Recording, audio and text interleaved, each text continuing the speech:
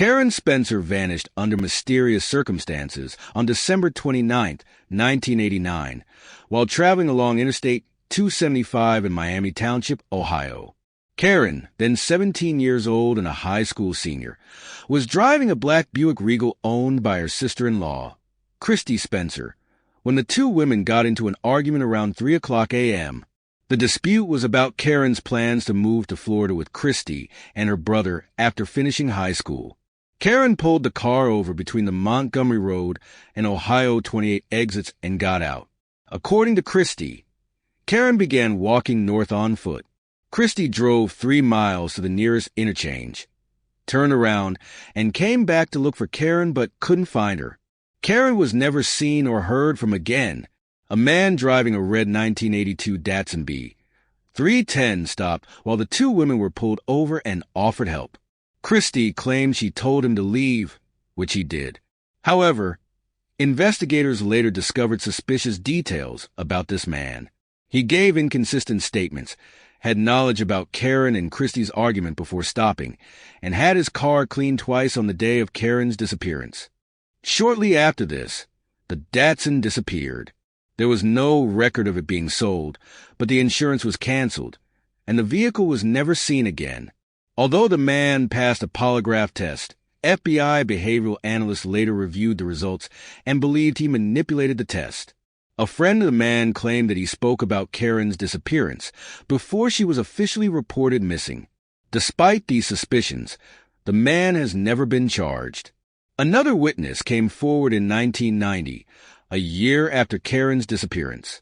This woman claimed to have seen a young woman matching Karen's description, walking briskly along Interstate 275 in the early morning hours of December 29th. According to the witness, the girl appeared cold and was heading southbound, contradicting Christy's account that Karen was walking north. The witness stopped to offer help, but before she could, a red truck with Kentucky plates pulled up. The girl seemed to recognize the driver, smiled, and approached the vehicle. Believing the girl was safe, the witness drove away. It has never been confirmed that this girl was Karen. In 1993, a truck driver told police he saw a man burying a woman's body near Lake Isabella in late December 1989. When the truck driver later saw a missing person poster for Karen, he identified the woman he had seen as her. The truck driver led authorities to the alleged burial site, but extensive searches turned up no evidence of a grave or Karen's remains. In 2000, Karen's family suffered a devastating hoax.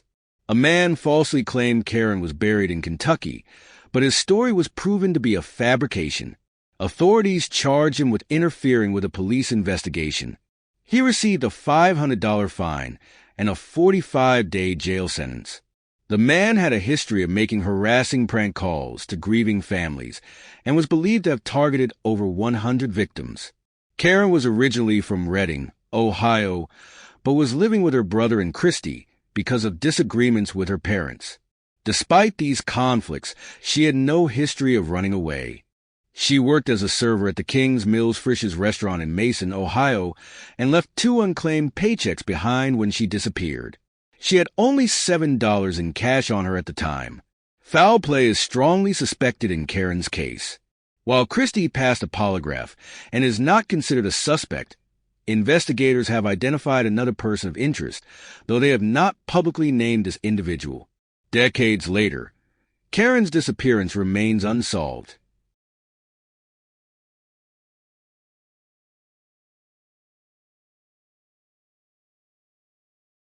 Christine Slinger was last seen in Massillon, Ohio, on August 20, 2017. She left her mother's home in the 3300 block of Hilton Street Northwest around 7 p.m., getting into a vehicle with her ex-boyfriend, Stephen T. Stafford II. According to Stafford, he dropped Christine off at the Sandy Valley Estates Mobile Home Park Offstate, Route 800 in Magnolia, Ohio. After that, she vanished without a trace, leaving behind her 2 young children, including an 8-year-old daughter fathered by Stafford. Christine has never been heard from again. Stafford was interviewed by police regarding Christine's disappearance and was scheduled to take a polygraph test on August 22nd. However, He failed to show up for the test, and on the same day, his body was discovered at his new Philadelphia, Ohio home. Stafford had died by suicide, leaving behind a note that simply read, "Tell my daughter that I love her." Prior to Christine's disappearance, Stafford had expressed concerns about her personal life, particularly because she was dating a registered sex offender. He reportedly intended to pursue custody of their daughter and had picked Christine up that day to discuss the matter. Stafford told investigators that during their time together they argued, and Christine demanded to be let out of the car. He claimed he left her at the mobile home park and drove away. Despite his account, Christine's family and law enforcement have doubts about what happened that evening. Both Christine's mother and investigators suspect foul play, theorizing that Stafford may have killed her in an attempt to protect their daughter. However, no concrete evidence has been found to substantiate these suspicions, and it remains unclear what role, if any, Stafford played in her disappearance. Christine's family describes her as a devoted mother and insists it is uncharacteristic of her to leave without any warning. Although authorities continue to investigate her case, her fate remains a mystery, and her disappearance is classified as unsolved.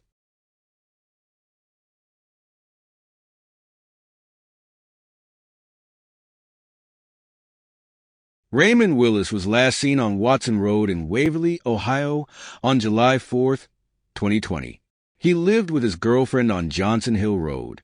2 days earlier, on July 2nd, police had executed a search warrant at their residence and found 2 small plastic bags of marijuana and a shotgun. Between 4 o'clock and 5 a.m. on the day he disappeared, Willis called his daughter and said, "The sheriff's raided my house, but I'll be okay." This was the last time she heard from her father. His girlfriend stated that the last time she heard from him, he was possibly on his way home from Cincinnati, Ohio, where he spent a lot of time. The last time anyone saw him, he was running into the woods on Watson Road. He has never been heard from again, and his girlfriend reported him missing on July 11th. Investigators believe Willis's disappearance may be linked to the case of another missing man from Waverly, 24-year-old Kobe Roush, who disappeared from Colton, Ohio, 2 days after Willis on July 6. Roush's remains were discovered in Gallia County, Ohio, in March 2023, and his death is still under investigation. Police have the same person of interest in both cases, a man named Luke Farmer. A witness told authorities that Farmer had said in person that he had murdered 2 people, one of whom was Roush. However, just hours after the police began searching for Farmer to question him in connection with both Willis and Roush's disappearances, Farmer died from a drug overdose. He collapsed in front of friends, who attempted unsuccessfully to revive him with CPR and Narcan, a medication used to reverse the effects of narcotic drugs. An autopsy revealed that Farmer had amphetamine, methamphetamine, and the designer opioids for AMPP, fentanyl, and norfentanyl in his system. His death was ruled an accident. In June 2022, while searching for Willis and Roush in the Chillicothe, Ohio area, volunteers found a plastic bag of clothing that Roush's father identified as belonging to his son. The bag was lying out in the open, not hidden, and it is unclear why it wasn't found earlier, as law enforcement had previously searched the area. The bag was turned over to police for further analysis. Members of Willis's family have heard rumors from several individuals about what happened to him, with some stories claiming that Willis's body was fed to animals. Authorities have said that other potential witnesses in Willis's case have not been cooperative. Both Willis and Roush's disappearances remain unsolved.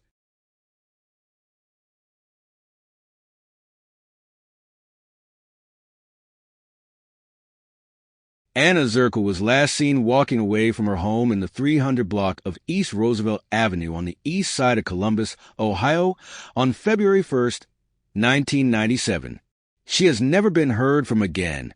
At the time, she lived with her 2 toddler sons, their father, Darren D. Williams, and his cousin, Troy Austin. Williams was visiting friends in Warren, Ohio, on that day. He, Zurko, and the children had previously lived there before moving to Columbus, which is about 170 miles away. According to Austin, Zurko told him she was tired of everything and wanted to get away. She gave him money to buy Greyhound bus tickets to send the children to Warren to be with their father. Austin took the children to Warren, where they arrived safely, but Zurko has never been heard from again. A neighbor reported her missing on February 6th. Zurko grew up in Ashtabula County, Ohio. Her father died when she was young, and she spent a significant period in foster care before being adopted by a family in Saybrook Township, Ohio. After she graduated high school, she moved to Warren and began living with Williams. Her loved ones do not believe she would have abandoned her children, as she left behind her clothing identification and an uncashed check for $388. Authorities suspect foul play in her case and believe she was murdered, with a possibility that her remains may be in Windsor Township, Ohio. In 2011, police conducted a search of a 9-acre wooded area in the 4500 block of Old Plank Road, but no evidence was found. Zurko's case remains unsolved.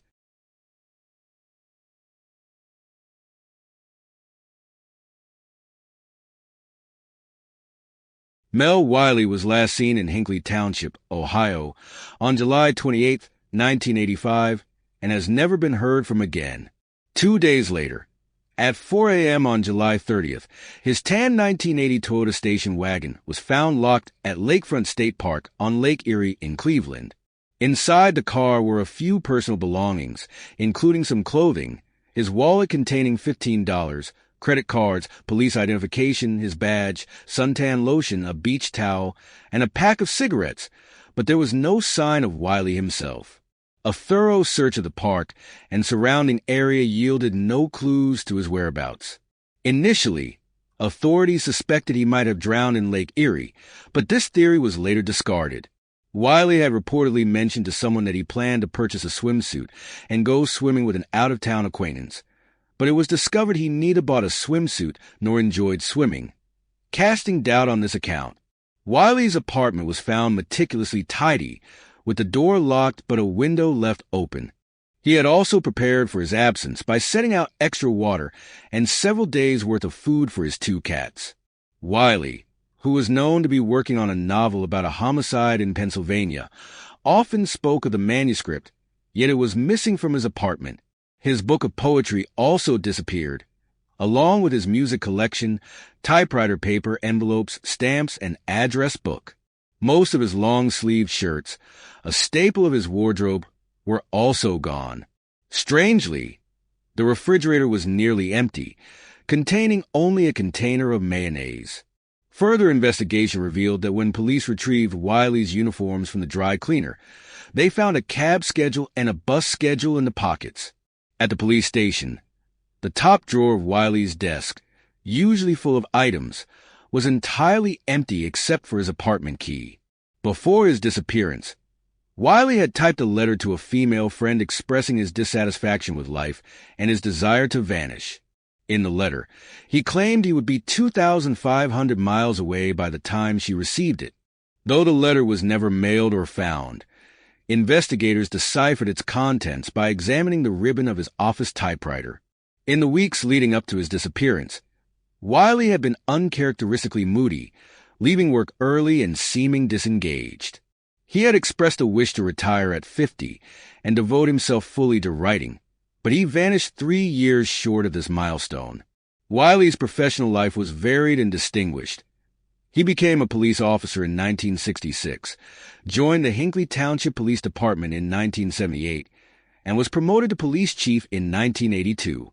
His career also included work as a fingerprint technician for the FBI, a background investigator for the Department of Defense, an Army intelligence officer, and a newspaper reporter. Personally, he had no children and had divorced in 1984 after 17 years of marriage, paying alimony to his ex-wife. Wy didn't make any significant withdrawals from his bank accounts before his disappearance, leaving thousands of dollars in his pension fund untouched. His loved ones found it hard to believe he would abandon his car, which held sentimental value as a gift from his late brother. Although there is no evidence of foul play or suicide, investigators believe Wy may have staged his disappearance and traveled far away, possibly to California. Despite extensive investigation, his case remains unsolved, and Wiley was declared legally dead in 1993.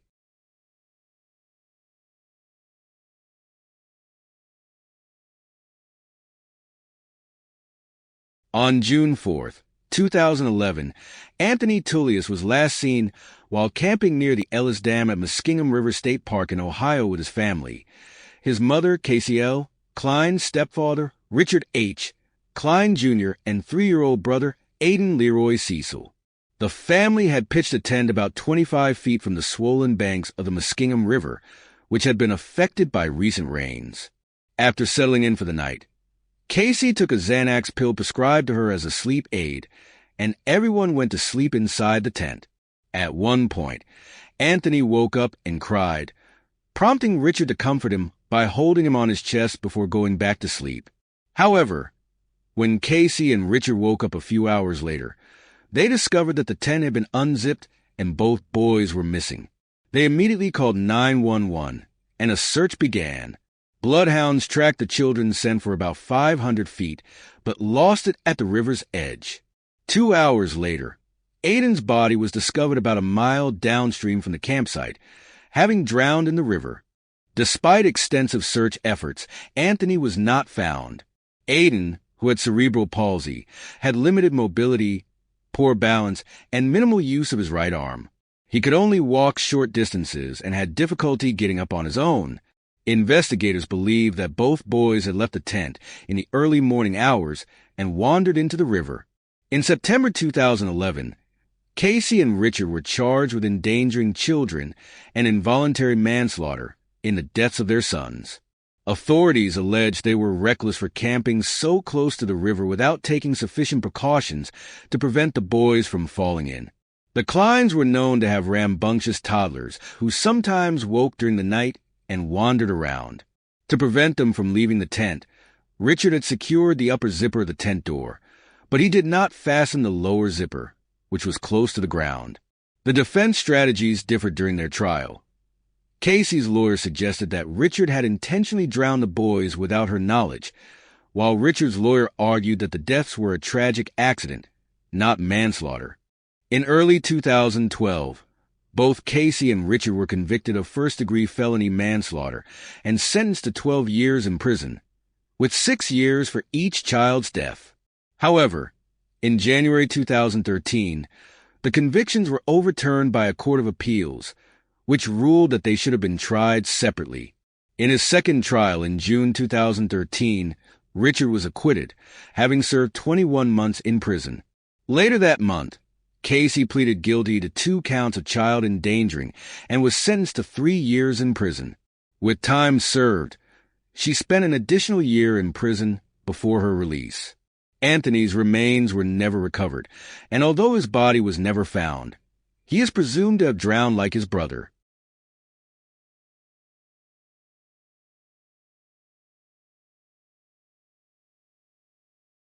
Florence Shoemaker was last seen in Ravenna, Ohio on February 3, 2003, and has not been heard from since. Her disappearance is one of 2 haunting mysteries in her family, as her former husband, Melvin Shoemaker, vanished nearly a decade earlier. Melvin disappeared from his Parkman, Ohio home on April 11, 1994, at the age of 70, leaving behind his vehicles but taking his wallet and keys. He was never found. The Shoemaker family's history is marked by conflict, particularly between Melvin and their son, Glenn Roger Shoemaker. Their relationship had been tumultuous for years. In 1978, Melvin narrowly avoided losing his manufacturing job after missing work because his wife and son had locked him inside their home. That same month, Melvin was tied up and chained in the basement multiple times.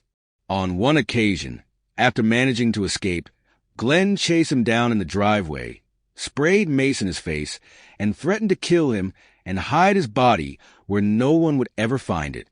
This pattern of abuse and violence culminated in Melvin and Florence's divorce that same year. Florence then went to live with Glenn in Hiram Township, Ohio, while reports surfaced that Melvin had been abusive toward her during their marriage. Despite any allegations of past abuse, Florence and Glenn were described as close. However, When Florence vanished in 2003, Glenn did not report her missing. It wasn't until 2005, during an investigation into Melvin's disappearance, that police realized Florence was also missing. By the time of her disappearance, Florence's health had significantly declined. She appeared disheveled and needed assistance with mobility. She had previously worked as a home health aide, and Glenn explained her absence by claiming she had gone out of town to care for a patient. Melvin's disappearance had already prompted police to search Glenn's home months after his father vanished in 1994. Though they discovered 11 guns and a large stockpile of ammunition, they found no evidence pointing to Melvin's whereabouts.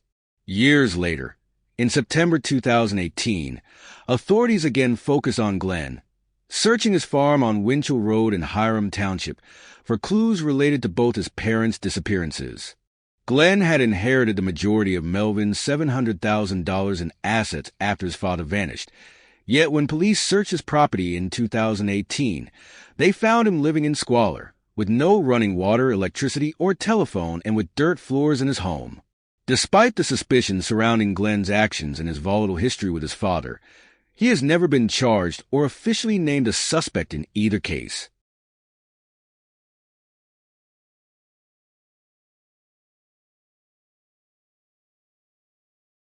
Shelly Turner was last seen on the evening of September 30th, 2006, at Slug's Tavern, located in the 1900 block of Smithville Road in Dayton, Ohio. She had gone out with friends that night, but the events that followed would lead to a mystery that remains unresolved. At some point during the evening, a minor altercation reportedly occurred between Shelly's fiancé, Harold Barker, and her ex-boyfriend. After this, Shelly vanished without a trace. According to Barker, the couple was leaving the tavern together when a gray Pontiac Grand AM drove up. Shelly apparently recognized the driver and called out, "Hi, Bill." Barker claimed that Shelly approached the car, spoke briefly with the driver, then returned to him, took off her engagement ring, and handed it back to him. She then got into the car with Bill and drove away. That, Barker said, was the last time he saw her. Shelly was never heard from or seen again. Shelly's disappearance raised immediate concerns, as she left behind all her belongings, including her Ford Explorer, her last paycheck, and most importantly, her 2 young sons, one of whom was just an infant at the time. The only item missing was her debit card, but it has shown no activity since the night she vanished. Friends and family found it highly uncharacteristic for Shelly to leave without warning. Her life appeared stable. She was in good health, employed at the Valley Thrift Store on Woodman Drive in Kettering, Ohio, and had even purchased pumpkins to carve for Halloween shortly before she disappeared. In 2009, nearly 3 years after Shelly's disappearance, Barker was charged with her murder. During his trial in August 2009, prosecutors presented testimony from 2 witnesses who claimed Barker had confessed to killing Shelly. One witness stated that Barker had admitted to murdering her, dismembering her body, and burying the remains in a barrel. Barker reportedly expressed deep remorse and suicidal thoughts over what he had done. Another witness, a female acquaintance of Barker's, testified that he told her Shelly's death was accidental and occurred during an argument, after which he hid her body. Additional testimony came from a bartender at Slug's Tavern, who recalled Barker confiding that he planned to do something bad that could land him back in prison. Although the bartender noted that Barker and Shelly seemed happy together and spoke of their engagement, a co-worker of Shelly's told a different story, saying Shelly had expressed a desire to end her relationship with Barker. The court found Barker guilty of murder, assault, and evidence tampering. He was sentenced to 28 years to life in prison. Despite his conviction, Shelly's body has never been recovered, leaving her family and friends without the closure they desperately seek. Shelly's case is considered a homicide due to the circumstances surrounding her disappearance and the evidence presented at trial.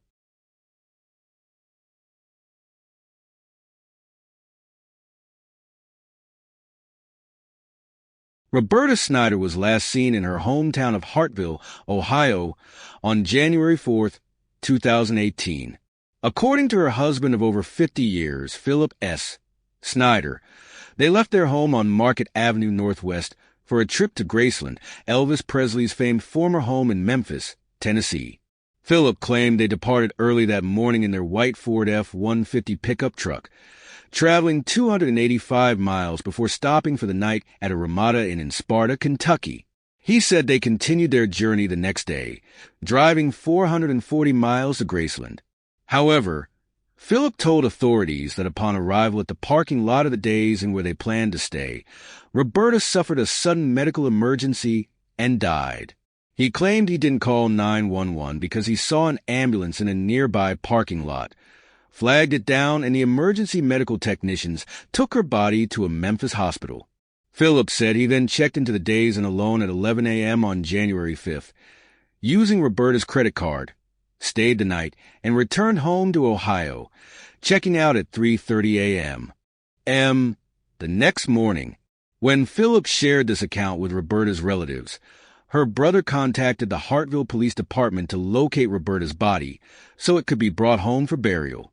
However, authorities found no record of her death in Tennessee or of a Jane Doe matching her description. Furthermore, employees at nearby businesses reported no ambulances in the area on the day Philip claimed Roberta died, and surveillance footage from the Ramada Inn in Sparta showed that Philip had checked in alone on January 4th, contradicting his story. Confronted with these inconsistencies, Philip changed his account, saying Roberta had died on January 4th, somewhere between Columbus and Cincinnati, Ohio. He claimed he placed her body in 2 large plastic bags and put it in the truck bed, only deciding to drive to Tennessee afterward.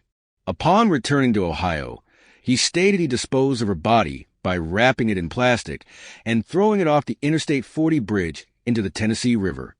However, searches of the river yielded no trace of Roberta.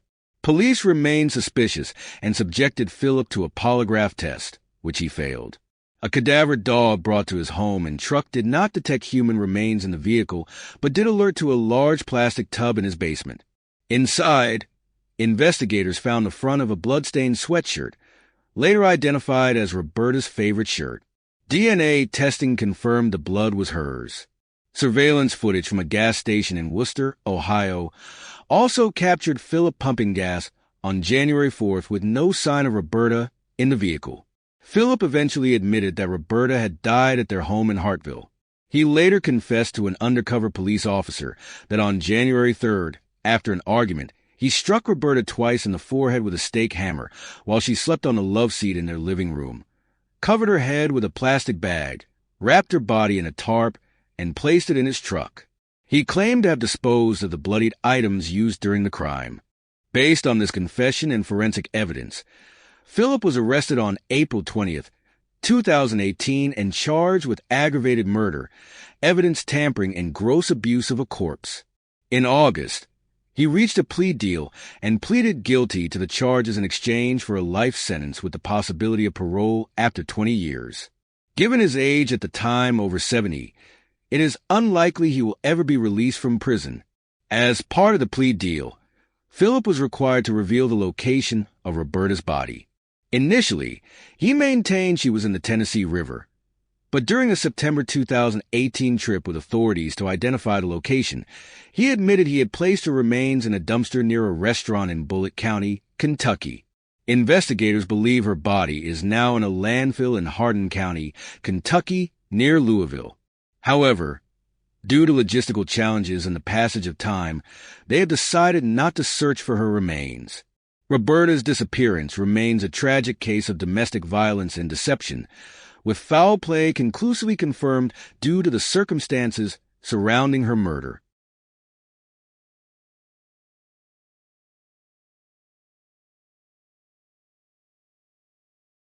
Ashley Summers was last seen in Cleveland, Ohio on July 9, 2007.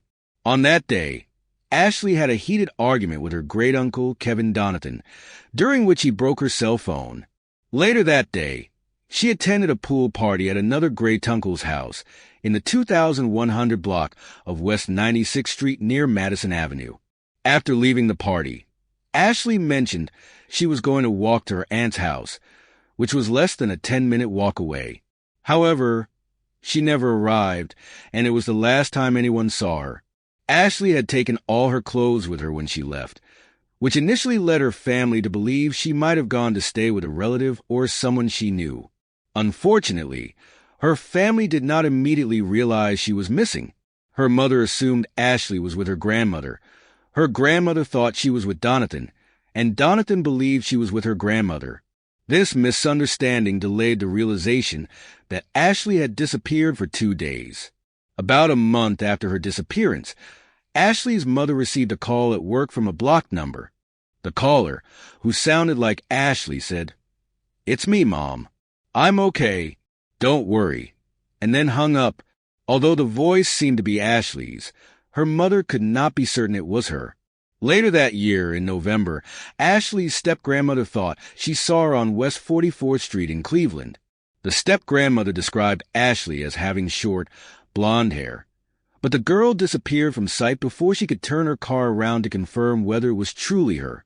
Despite these potential sightings, Ashley has not been seen or heard from since 2007. At the time, authorities believed Ashley may have left voluntarily due to her rebellious behavior leading up to her disappearance. However, her prolonged absence, lack of contact with family or friends, and the mysterious circumstances have led to increasing concerns that she may have been held against her will. There were early speculations that Ashley's disappearance might be linked to the cases of Amanda Berry, who vanished in April 2003 at the age of 16, and Georgina De Jesus, who disappeared in April 2004 at the age of 14. In May 2013, Amanda and Georgina were found alive along with Michelle Knight, who had been missing since 2002. The 3 women were discovered in a Cleveland home where they had been held captive for years by Ariel Castro. During her captivity, Amanda had given birth to Castro's daughter. Following their rescue, Ariel Castro was arrested and charged with numerous crimes, including kidnapping, rape, and aggravated murder. In July 2013, Castro pleaded guilty to 937 charges and was sentenced to life in prison plus 1,000 years. Authorities investigated whether Castro had any involvement in Ashley's disappearance, but found no evidence linking him to her or any other missing persons. Kevin Donathan, the great-uncle with whom Ashley had argued on the day of her disappearance, later faced legal trouble unrelated to Ashley's case. In 2020, he was sentenced to 35 years in prison after pleading guilty to multiple counts of rape, attempted rape, and gross sexual imposition involving minors. These crimes occurred over a 25-year period. In 2019, authorities searched Donathan's home in connection to Ashley's disappearance, but no significant evidence was uncovered, and he has not been named a suspect in her case. In the months leading up to her disappearance, Ashley had exhibited rebellious behavior.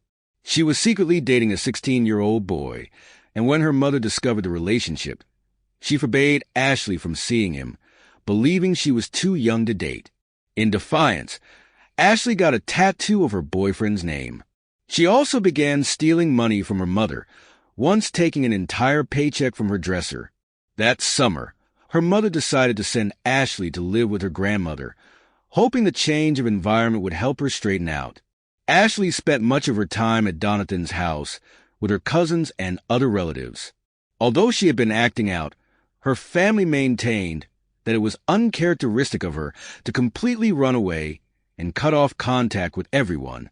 None of her friends, including her boyfriend, heard from her after she disappeared.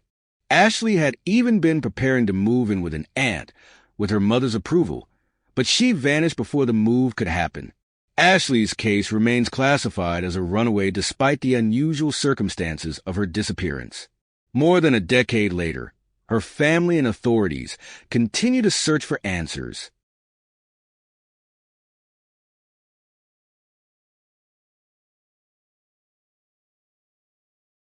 Ronald Tamon, a 19-year-old student at Miami University in Oxford, Ohio, was last seen on April 19, 1953, in his dormitory at Fisher Hall, a former Victorian mental asylum that had been converted into student housing.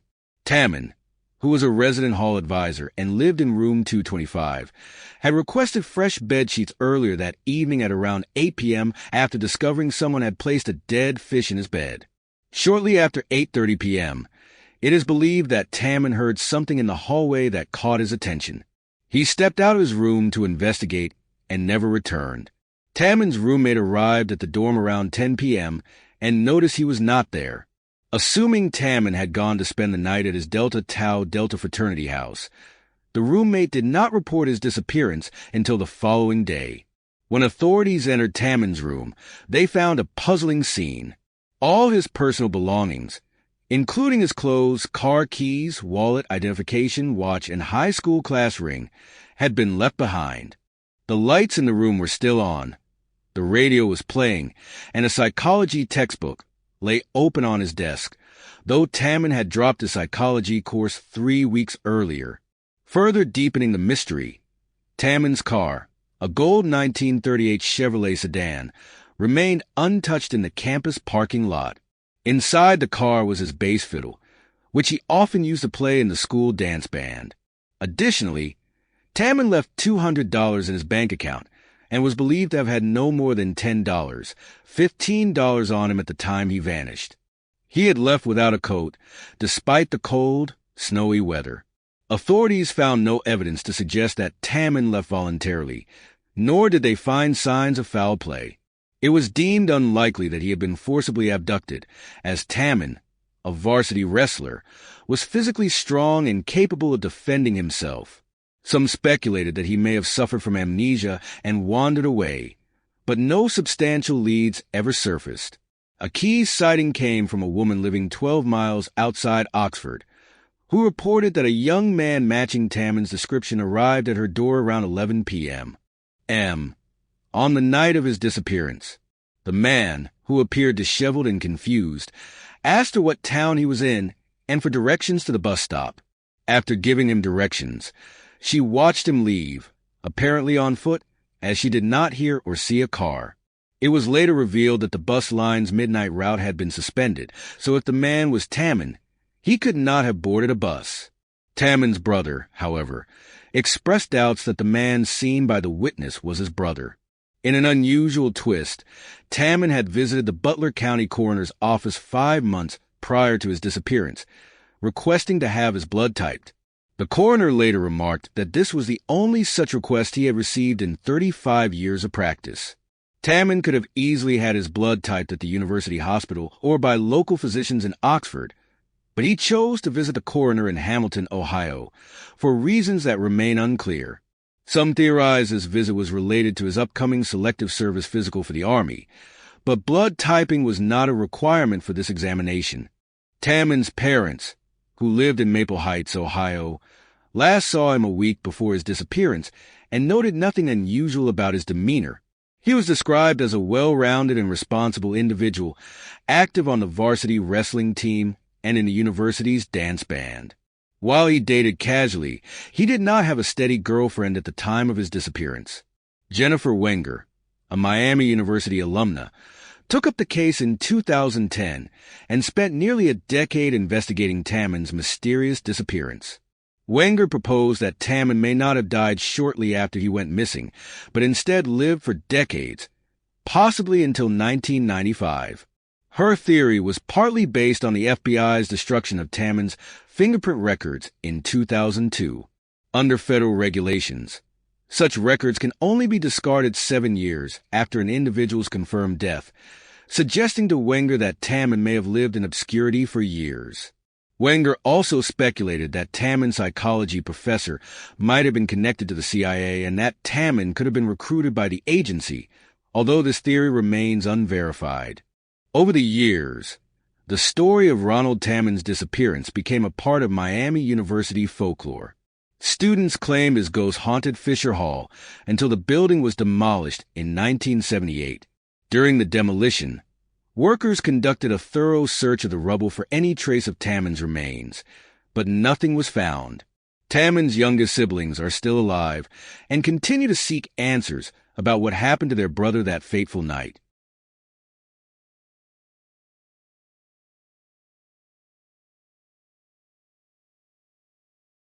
Charles Oric was last seen at his home in the Riverside area on County Road 39, near Oricsville, Ohio, on January 29, 1975. It was a stormy winter morning, with heavy rain and winds howling through the region. Oric, a 59-year-old devoted husband of 41 years, seemingly vanished into thin air, leaving behind a mystery that has endured for decades.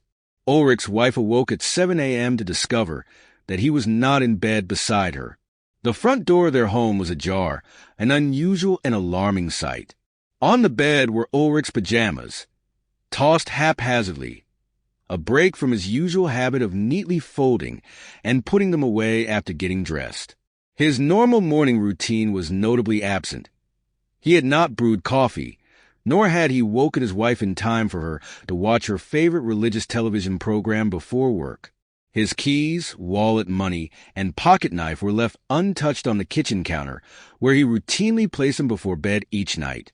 Even the family vehicle was still parked outside. Concerned and perplexed, his wife began calling neighbors to inquire if anyone had seen him. By 8:45 a.m., with no sign of Oric, she contacted the police. Authorities and volunteers conducted an exhaustive search of the area, utilizing every resource available. They combed the rugged terrain on foot, searched by car, horseback, and boat, and used sonar to scan the nearby Tuscarawas River. Despite their extensive efforts, no trace of Oric was ever found. 2 nights before he vanished, a strange incident occurred that, in hindsight, seemed ominous. At 2 a.m., Oric's wife was startled awake by what she believed was the sound of the front door closing.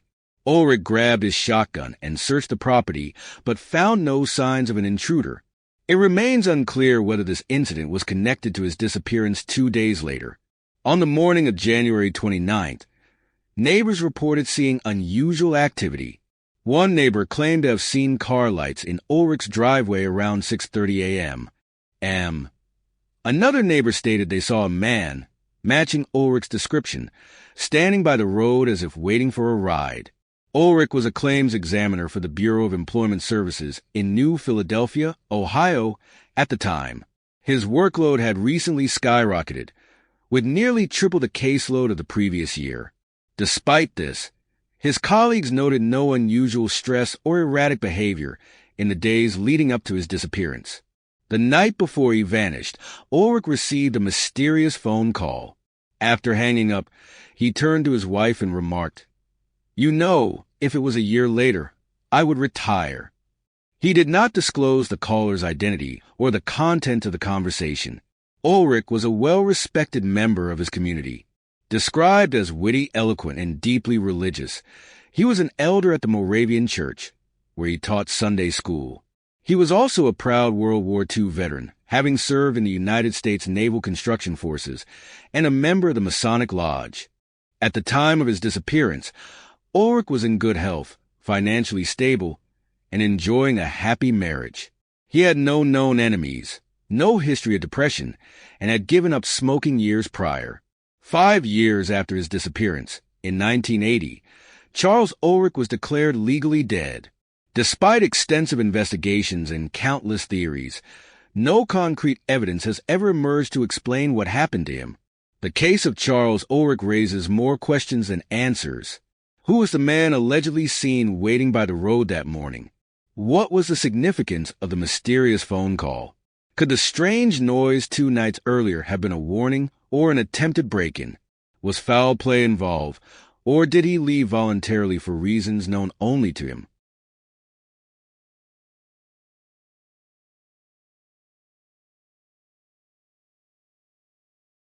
Michael Shepard was living in his mother and stepfather's home in Milan, Ohio, when, in April 2003, his family discovered he was selling drugs and asked him to leave. Toward the end of that month, he visited his mother, arriving in a red Ford pickup truck.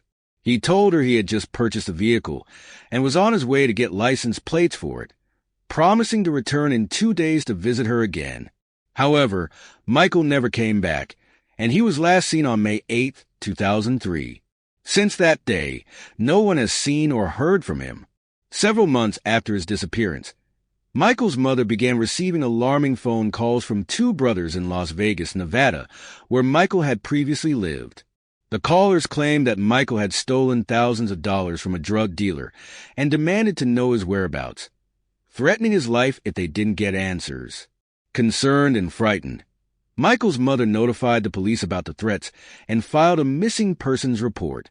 Michael's family revealed that his struggles with drug addiction had begun in high school, eventually leading him to sell drugs in his 20s. Despite his repeated attempts to overcome his addiction, he often relapsed. Nevertheless, Michael was described as a devoted family man who kept close contact with his relatives. This made his silence since 2003 even more troubling for those who knew and loved him. In May 2017, a significant break in the case occurred when three men were indicted for Michael's presumed murder: Joshua W., Stam Adam White, and Scott Hall. Stam chose to cooperate with authorities, pleading guilty to involuntary manslaughter in October 2018 and admitting his involvement in Michael's death. In exchange for his cooperation, Stam received a 3-year prison sentence, which was to run concurrently with a separate 3-year sentence in Florida for being a felon in possession of a firearm. Stam confessed that Michael had been shot multiple times during a drug deal that went wrong, and his body was subsequently buried in the Fox Lane area off US 250 between Norwalk and Milan, Ohio. The cases against Hall and White concluded in March 2019, when both men pleaded guilty to obstructing official business, a second-degree misdemeanor. In return for their pleas, the murder and robbery charges against them were dismissed. Hall and White were each sentenced to time already served and ordered to pay fines. Over the years, numerous rumors have circulated about Michael's disappearance and the location of his remains, but none have been substantiated. Authorities suspect that his body is likely somewhere in the Huron County, Ohio area, though no remains have been recovered. Due to the circumstances of his disappearance and the confessions provided, foul play is strongly suspected in Michael Shepard's case, which remains unsolved to this day.